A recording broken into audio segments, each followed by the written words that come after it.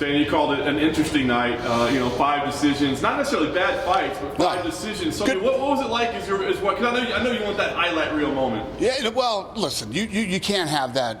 You can't always have that. The first 2 seasons of this thing were fucking ridiculous. I mean, that doesn't happen. It's crazy the way that this played out the first 2 seasons. But good fights. Really fucking good matchmaking. Really good matchmaking. I mean, you want to see how good these guys really are. The way these fights were made were great. And you got to see some good stuff. I mean, this kid, Miguel, that fight was awesome, right? And Victor didn't come to lose. He came to win. I mean, this kid got hit with everything. Get dropped, kept getting up, kept coming. And when you're in this type of a position for the first time, there's an adrenaline dump. There's, the nerves and all the things that come along with it is something that you have to factor in when you're watching these guys. And I was super impressed with these guys tonight. With Miguel especially, I was wondering, I mean, it was a great fight, but I wonder how much it went into your decision that he fought a guy that was 7 pounds heavy. I mean, that's not even close. So did he kind of go in with like some bonus points in your eyes?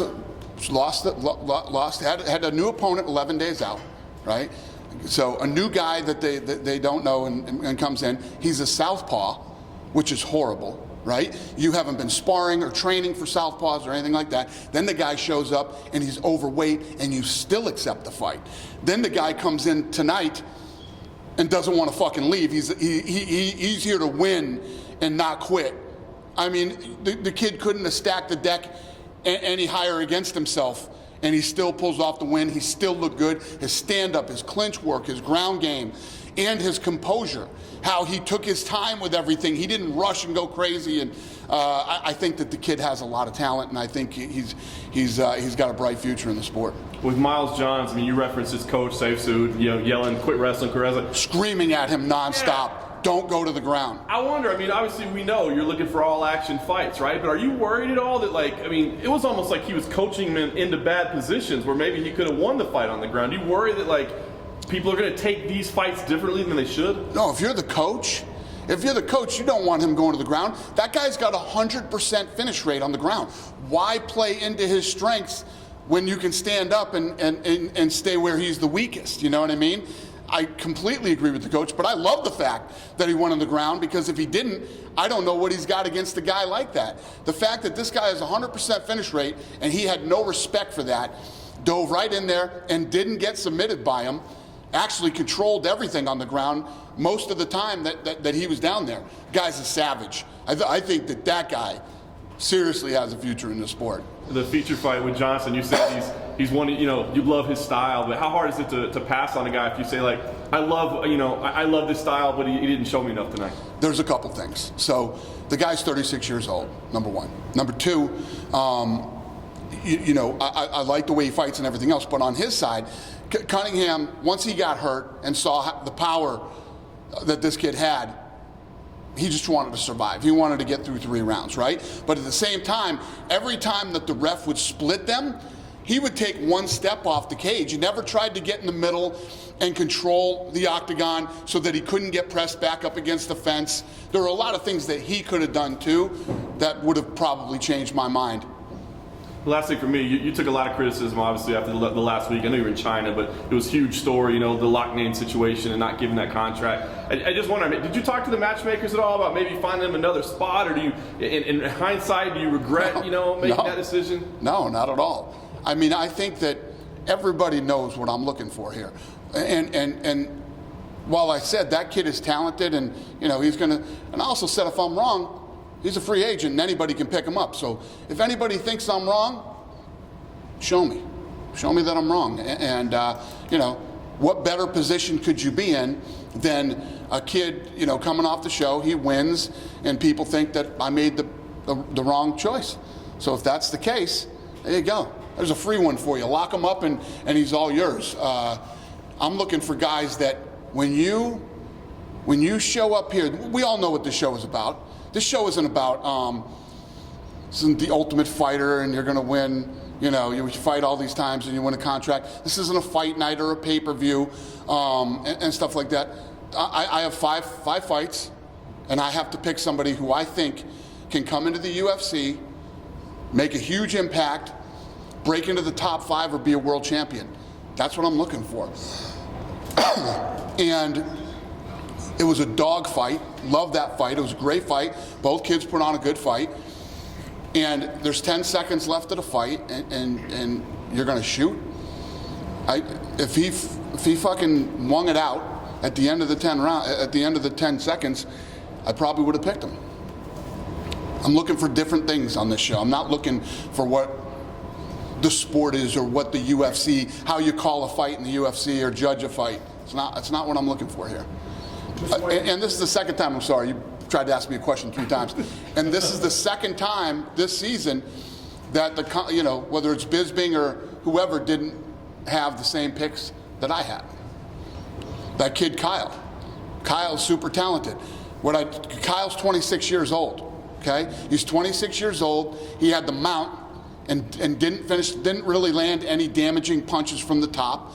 He's 26 years old. The guy's a baby. He's not even in his prime till he's 28, 29. He's got 2 years to work on all these things, and he's undefeated. What I don't want to do is bring him in early, put him in against some animal that's in the UFC who gets that top position on him and rains down on him because he couldn't stop somebody from the mount. It's just, I think that he has things to work on. I think he's got plenty of time, and I think he has huge potential in the future. Sir, if a fighter misses weight on Contender Series and the fight still goes ahead, would they be eligible to potentially earn a contract or just their opponent? It's a good question. It's actually a great question. If you look at that kid that missed weight tonight, right? And you look at the type of fighter he is, the shots that he took and got back up, the body, anybody who's involved in fighting and is really involved in fighting has been fighting before. And you take a body shot like that, and he knew that if he didn't get up, I guarantee you he didn't want to get up, but he got up. I don't know, there's things like that that you look at and everybody messes up, and he had 11 days notice. And the thing that pisses the matchmakers off is he had 11 days notice. Sounds like a great excuse, but they had 3 other guys that they could have picked that would have made weight. And that's what drives everybody crazy and pisses everybody off. But when you see a guy fight like he fought tonight, if he pulled that win off and won, it'd be hard to say no. Have you ever considered having alternates on deck in the event that somebody has to pull out? Well, unfortunately, we've never had to have that. We've never been in that situation until this season. So, no, we haven't, but yeah, we probably should. Dana, can you talk about basically fighters giving you what you want versus just surviving the fight and trying to win? Yeah, I mean, like I've been saying, that's not what we're looking for here. I'm not looking for guys to survive. Like this kid. I mean, you heard me say it. Yeah, but I got to look at his stats. Justin Gonzalez, right? I was so excited for this fight. So this kid, I don't ever count amateur fights ever. This kid's 19-0 with amateur fights. You got to count him. And if you look at his opponents records are 52-15. You never see that, right? So I'm so excited for this fight. Then you look at his finish rate. It's non-existent, his finish rate, and you see why when you see the fight. The kid is an awesome wrestler, and he can control you and pin you. I saw opportunities where he could have took the back so many times. He actually had the choke in, but only had 1 hook in at one point, and wasn't really. He was very comfortable in staying where he felt safe, not being aggressive and trying to finish the fight. And you can get away with that for a while. Then once you start to go up the ranks in the UFC, you can't be that one-dimensional and get away with that. It's not what I'm looking for. Dana, you explained tonight the matchmaking and the contract situation, but let me ask you, has there ever been a night that you've been close to saying, you know what, maybe no contracts tonight, and would you be opposed to that maybe in the future should the situation maybe call for it? Yeah, it hasn't happened yet, but yeah, I mean, hopefully it doesn't happen. It's a bad night if we don't give out a contract, but yeah, it could happen. It could definitely happen. It's still early in the season. Last season we saw a couple times where guys were given either a developmental contract or told they're going to come back later on in the season. Is that still on the table for this year as well? Yeah, we could do that still. I just, like that kid Kyle that I talked about a minute ago, he's with a good team. There's nothing about that guy's game that I say, oh, we need to bring him into a new camp and do this. He's with a good team. He's young. He's super talented, and he's going to do just fine. He just needs some more work, and I don't want to bring him in too early. There's no need for it. And just a general question, do these guys, is there a standard contender series contract that these guys get when they win, or do they win and then you negotiate a contract individually? Yeah, so they get. I don't know how the contracts are done. I don't know how they do it, but the matchmakers sign a deal with them. Yeah. And then, Dan, one last question. As far as Cunningham, I know that he fought last year and last season, and then now coming back this year. Did you see any improvements, or what were Who? what were your, Cunningham in the last fight? What were your thoughts on his? Well, I don't want to say that I didn't see any improvement in the guy. I mean, the guy got clipped. You know, he got hit by a dude that spars with, all the murderers over at AKA. I mean, this guy trains with Cormier every day. You know, he's sparring with Cormier and guys like that. So, he's seen it all. Guys have tried to take him down. Guys have tried to, probably knock his head off. So for Cunningham, going in against a guy like this is tough, especially when you get hit right out the gate. There wasn't really much to see. It happened fast. He got hurt. His eye blew up, and he wasn't going to take any chances after that, But when you think about what this show is and why you're here, he actually should have gone out to the middle of the octagon and went for it, tried to finish the fight. Because that eye is only getting worse every round. It's not going to get better. And you also run the risk of the ref stopping the fight.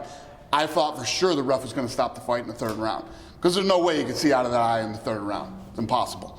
So I thought the fight was going to get stopped, and the thing you saw in Cunningham was no sense of urgency whatsoever to stop the fight. What you saw from Cunningham is he didn't want to get finished, and he wanted to go the 3 rounds. And that's what happened. And, the AKA kid couldn't stop him. And if you can't stop him, who are you going to stop in the UFC when you get in that position?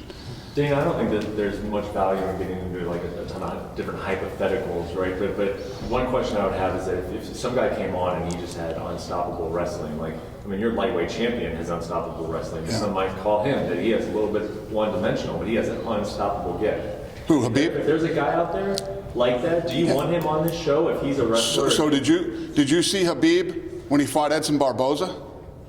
Yeah, well, and I said I wasn't like making a direct comparison to the guy, but I'm just saying if there's like a very dominant wrestler and that is how he wins, is this the right show for him, or would you still value? Sure, if you're a dominant wrestler. I didn't see dominance tonight. He dominated in the wrestling game. Never did he try to finish the fight. When he had positions that he could do, he didn't do. You know what I mean? He played it really safe tonight. He could put this kid wherever he wanted to wrestling, put him against the fence. He could move him down to the ground if he wanted to. He could have done more, but he didn't. So my thing is, I just got to see you for 3 rounds. You're a dominant wrestler, I get it. That's all I saw. What else do you got? What happens when you get into the UFC and you get you're up against another dominant wrestler? And now you got to bang it out with this guy. I didn't see any of that. I saw a guy who looked very one-dimensional, played it literally as safe as you could play it, and I didn't get to see anything. It's like, when we were just talking about the Savage, his corner didn't want him going to the ground. I know that this guy has 100% finish rate and wants to get him to the ground. So I would have had to wonder, I wonder what would have happened if they went to the ground. I wonder how that guy's ground game is. I didn't have to wonder. He showed me. So did Miguel. I saw everything. I saw the whole game. You can, I'll give you an example. That kid could come on The Ultimate Fighter and win The Ultimate Fighter. But you can't get in here unless I see everything and see what you got. Or the big myth now after last week, I'm looking for finishes. Oh, I'm not looking for finishes are great. Listen, if finishes happen, like if he came out and knocked him out in the first round, I still would have liked him as much, but I like that I got to see everything. Puna didn't finish, but I signed him. I saw a lot of things with him. His takedowns were strong. When he got to top position, he didn't stop punching.